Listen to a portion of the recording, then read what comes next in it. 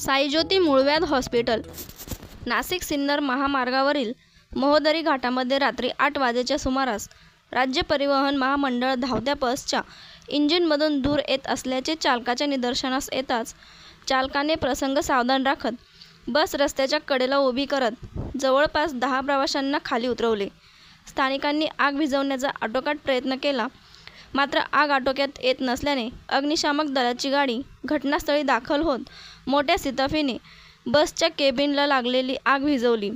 काही काळ नाशिक पुणे महामार्गावरील वाहतूक विस्कळीत झाली होती। काही काळानंतर सिन्नर पोलिसांनी वाहतूक सुरळीत केली। बस चालकाच्या प्रसंग सावधानामुळे प्रवाशांचे प्राण वाचले।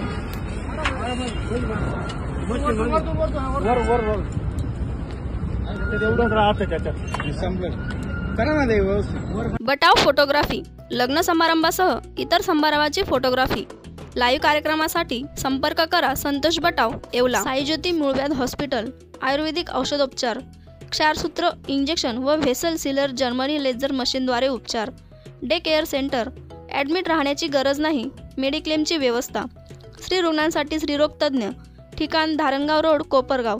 संपर्क डॉक्टर तुषार गलांडे, डॉक्टर काजल गलांडे।